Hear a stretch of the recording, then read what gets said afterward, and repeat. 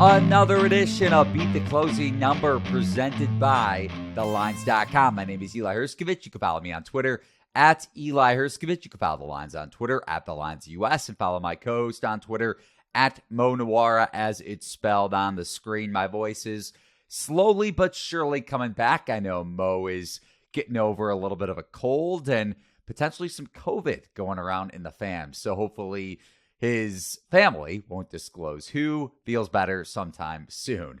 That was not disingenuous, by the way, Mo. I just wanted to let you know that. So before we get started, remember to give the video a thumbs up and ring the bell to get notifications whenever The Lines releases a new sports betting video on any market, including Major League Baseball, whether it's futures or Mo's game-by-game bets. And also head over to The Lines Discord channel to get notifications whenever Mo places a daily MLB bet, and you'll see why later on the Discord is so valuable. But Mo, before we get to today's bets on Wednesday, you had a pretty big Tuesday. Congrats to your 3-0 card. Thanks, but just like we don't want to get too low on the valleys, we don't want to get too high on the peaks. Long season ahead. Hey man, this is a reverse role for me. I'm trying to pip you up. As in, if I was in your seat, I would definitely be acting the same way. So I get it. But let's start off with a 7:05 first pitch and the Orioles and the Nationals in the late game slate. Baltimore at 10-7. You have the win total under on them this season, and Washington at 5-12. And Baltimore got a pretty quick bump in the market after they announced that Kyle Bradish was going to be starting against former Padres prospect Mackenzie Gore. Now, just a quick look at this Baltimore lineup. Adley Rutschman had a pretty big start for the Orioles in terms of his WAR and his power to begin the season, but Jorge Mateo, the Orioles shortstop, actually is tied for the second highest WAR across all of baseball right now. So, not saying he's worth a look in the MVP market by any means, but just a nugget there in terms of how lethal this O's lineup has been. But which side are you looking at between Baltimore and Washington, Mel? Yeah, this one just kind of like opened up in some of the spots this morning because, like you said, we weren't too sure, I think, if Kyle Bradish, I'm not sure how to pronounce his name, was starting. I think he is. I checked the beat writer's Twitter this morning, and 10 minutes before we started, I think, one of the Orioles writers did say it's going to be Bradish. I think he's a little better than his results. ERA about 0.7 higher than his Sierra. He only pitched like 122 innings last year, so still in a small sample. 0.8 higher than his xFIP as well.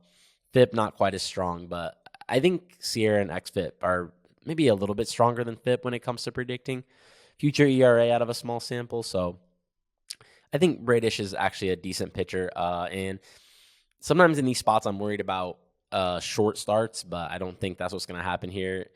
It's saying that he threw like 85 pitches, I think, in his minor league tune-up start, so I think he's good for a full start here. Facing Mackenzie Gore here, who I like Gore, but I think the Orioles lineup matches up pretty well with him. They've been hitting lefties really hard so far. 151 WRC plus against lefties so far. It's obviously not going to stay that high, but I think it profiles as a good lineup hitting lefties, even though they weren't very good last year, but they're very right-handed, very young, obviously, last year, so I think it makes sense for them to take a step forward here. And just like matchup-wise here, Mackenzie Gore's weak point has been the walks. 12.6% walk rate, that's really high. Almost 5 walks per 9. Very, very bad. And chase rate is a little bit below average, so I think that kind of helps predict walk rate as well. So it's all pointing to, I think he's going to be a high walk pitcher. Baltimore taking a lot of their walks this year. They're third in walk rate so far this year, below average in chase rate. So I think it's going to be a kind of a tough matchup for him. I thought this should be more like minus 145, and it's heading there. I got some minus 130. I'm still seeing some lines close to minus 130, though, so I don't know where this is going to be by the time this gets out there. But if you can get better than minus 135, I think it's still a decent play. Yeah, remember to head over to thelines.com to get the best of the number and you can price shop with a bunch of the major legal sports books. But Mo, you brought up in the midst of your breakdown for O's Nats that there are more predictive metrics when it comes to pitching, and you also brought up WRC plus, and we throw out a bunch of different metrics when we're breaking down baseball on this show and for any sports betting show really that we do. So why did you hone in on those two specific pitching metrics? Because again, we throw out a decent amount here when it comes to pitching on Beat the Closing Number. Yeah, just like ERA can be pretty noisy, especially obviously the smaller the sample gets. Once you start to get to a bigger sample, it's a little bit more like maybe this pitcher is doing something that's going to make his ERA higher or lower than his peripherals. I think this early in people's careers, like these two pitchers, it's probably better to just look at their peripherals and not even look at their ERA, to be honest. I mean, even like a full season isn't going to be long enough to see whether a guy's getting lucky or unlucky. Usually you want like multiple seasons. So I guess a good example would be somebody like I know he's off to a bad start this year, but like Cal Quantrill has been getting much better results than his peripherals for multiple seasons now. I think he's probably doing something they're not capturing. No, it's a good point, and we faded Quantrill a few times last year, and I'm pretty sure we lost every single start. Okay, on to the second game. Hopefully not a side of things to come here for your Wednesday bets, but Twins at Red Sox, Minnesota in first place in the AL Central at 10-7, Boston at 500, and the Red Sox took the first game in this series on Tuesday night with a walk-off hit via Alex Verdugo in the 10th inning after Minnesota scored 2 runs in the top of the frame. And in this game, we'll see Joe Ryan take on Corey Kluber. Joe Nolan Ryan, if you want to pronounce his name or say his full name. Obviously, I'm just kidding around there. But Ryan has been fantastic this season. And if you go back to the offseason or a little bit before the season began, I made a Cy Young bet on Ryan at 100-1. I think there's still 90-1 out there. Now, I'm not saying it's going to cash or by any means. It's a long shot, but Garrett Cole has been dominating for the Yankees. So he could be on his way to a Cy Young award, and Cole was one of the favorites to begin the season. But looking at the money line market for Twins Red Sox, Minnesota is up 10 cents from the opener, priced around minus 130. That means they opened around minus 120 in this market. And the aforementioned Ryan with a 2.84 ERA, but that 1.58 xERA certainly stands out. And it's a small sample, yes, just 3 starts. But if you look at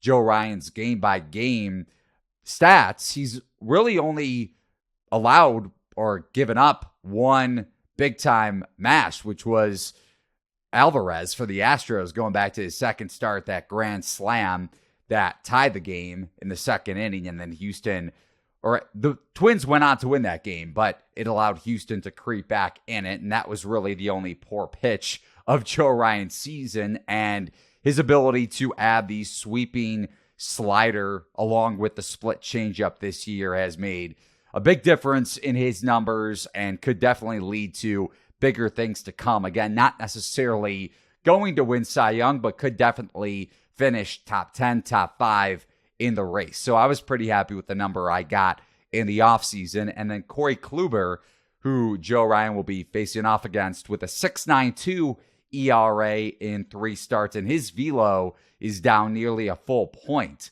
from last season. So the aging Corey Kluber not faring well so far. How are you betting Twins Red Sox, Mel? Yeah, this one is my favorite play of the day. Man, I have to say, I think you should be incredibly excited for your Cy Young play. I don't want to get you too excited, but man, when I see the peripherals I'm seeing for Joe Ryan, you have to be incredibly impressed with this. He's looking potentially elite. His chase rate is up 10 percentage points, which is, I mean, that's insane. Like, you're talking about a metric where going up like 3 or 4% is like pretty high. I mean, he's up 10%, and he's missing bats at like a Max Scherzer level, not too far from peak Max Scherzer. But the most exciting thing is definitely something you briefly touched on. It's the split change. He's throwing it 20% of the time. Sometimes when we see guys introduce a new pitch, it's like maybe they fire it, 5-10%. It's a little bit of a show me pitch. He's going all in with it, and it is having incredible results for him so far. Its pitch values per 100 is double his fastball, which is like crazy to say because his fastball has been his carrying pitch his whole career, basically. So, yeah, for his splitter to be dominating like this, I think that this is an incredibly exciting development for anyone who tailed you. Unfortunately, I didn't, but 90-1, I would probably get in there if you can still find that. Only thing I don't like about this matchup really for him is the ballpark.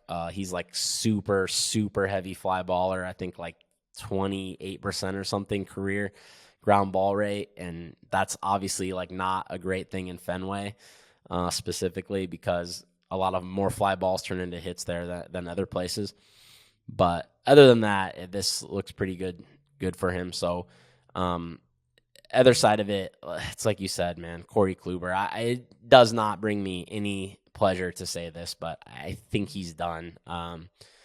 He's in the zone of, it doesn't really mean anything necessarily, but it's just always like a shorthand I look at, and I just think like you got to be toast is when your exit velocity is higher than your fastball velocity. That's not a good situation.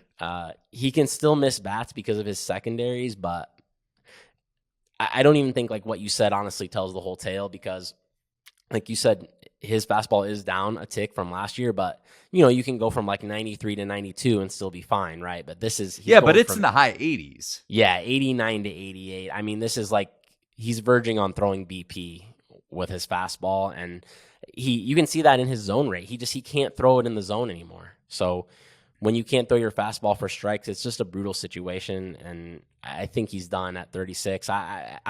Corey Kluber made me a lot of units when I was first coming up in high volume baseball betting. Corey Kluber and Dallas Keuchel were like my guys. I feel like I was like the first one in on them and just betting all of their starts. And yeah, definitely attached to Corey Kluber because of that, but I think he's toast. And I think Boston should be quite a bit of a bigger favorite, honestly, than they are here. That's how you know you're getting old, is when you're touting your Corey Kluber and Dallas Keuchel bets from a way back. You meant that the Twins should be a bigger favorite, right? I just want to clarify. Yeah. Definitely think Twins are not high enough at -130. And before this becomes a Joe Ryan podcast, I just want to bring up one more quick stat here. The strikeout to walk rate is up over 15 percentage points from last season, which is astonishing. And it is a 3-game sample, 3-start sample. So I also just want to clarify that because Mo made the point, and it was a good one, that this park doesn't necessarily play to Ryan's strength. But over to the final game on your card, Mo. Blue Jays at Astros. Houston off to an 8-10 start, the World Series favorite entering the season. Toronto 11-7. You have a World Series bet on the Blue Jays, and Toronto is getting steamed up as much as 12 cents on the money line as of this recording. It is Jose Barrios against Luis Garcia, and these are two starters, believe it or not, even though Barrios hasn't had the best peripherals, especially going back to last season. Barrios has a 2.36 FIP despite that 7.98 ERA. But on the flip side, you could make the case that this is a buy low opportunity with Houston if you do think that there are better things to come for the Astros, even though Luis Garcia, like I mentioned, is trending the opposite direction of Barrios. So how are you betting Jays and Astros, Mel? Yeah, so this one is going to be a little bit of a weird one because you can't really get this price anymore. So I mainly want to talk about these two pitchers so people can kind of keep an eye on them because they're kind of looking a little different than they were last year. So see how things go tonight and going forward. I did get on the Jays at even money, and right after that they went to like -106. And then now it's up to -110. I don't think I would bet it anymore. I think like around -105 would probably be the farthest I would have gone with this one. Sometimes there can be some buyback, so you never know what people might see later. But I would say look out for how these guys look going forward, because Barrios is a pitcher I am really interested in backing right now, which I know people are going to think is insane because his ERA is terrible, and he was obviously pretty bad the last 2 seasons, but I think he might be good again. He still has some kind of poor peripherals, so I'm not 100% in yet, but his chase rate is not good. His exit velocity is also not good, but he is missing bats again. Over 13% swinging strikes. It's been like 3 years since he had that.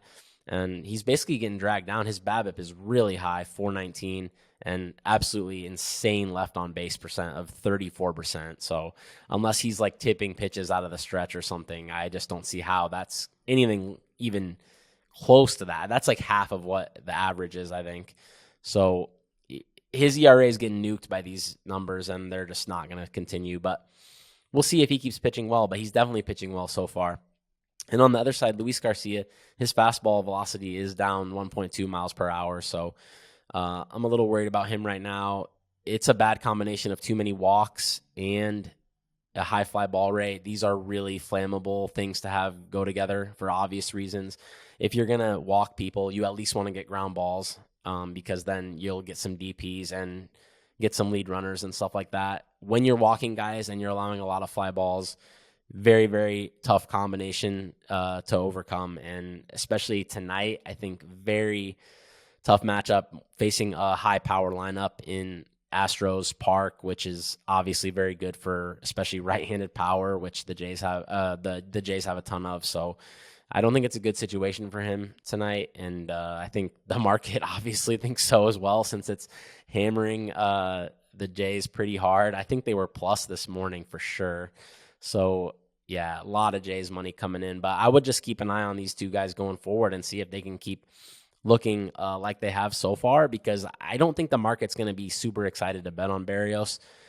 So I think at least on that end, there's probably going to be value if he keeps pitching like this. And before we get out of here, quick question for you when you think about live betting baseball, because this line, Mo, the Blue Jays money line price is actually as high as minus 120 in the market as of this recording. And when you think about the trajectory of a game, if the Blue Jays went 1-2-3 or didn't score in the top half of the first and Houston came up to bat, the Jays would likely be maybe plus money, if not close to it, on the money line. How often do you try to live bet baseball when it comes to money line odds, or are you just kind of, especially with limits, because you could typically get more down depending on the book, pregame versus in-game? How often are you looking to bet baseball in-game, especially when it comes to betting on a team to win the game outright? Not often at all, I would say. Not a big live guy when it comes to baseball. I've definitely enjoyed live betting other sports, NBA, NFL. Have a lot of fun live betting these sports. Not really much. I don't really know how the best way to approach it for baseball is. I think, honestly, the best way to be finding value would probably be predicting bullpen usage later in the game and like getting in before certain parts of the lineup hit certain bullpen arms. But I do think, just from what I have seen, I would say I do think the lines honestly overreact to like a couple early, like an early run or whatever. It seems like the line swings super heavy. I think it's probably too much a lot of the time, but I couldn't tell you for sure. That's Mo Nuwwarah. You can follow him on Twitter at Mo Nuwwarah. You can follow the lines on Twitter as well at The Lines US. And remember to head over to play.thelines.com if you're interested in trying to win a $25 Amazon gift card in our daily MLB Pick'em contest. Again, for more details, head over to play.thelines.com. Mo and I will have 2 episodes out tomorrow, one with a special Major League Baseball guest breaking down a very niche market, and then we'll also do our daily Beat the Closing numbers. So for now, so long, everybody.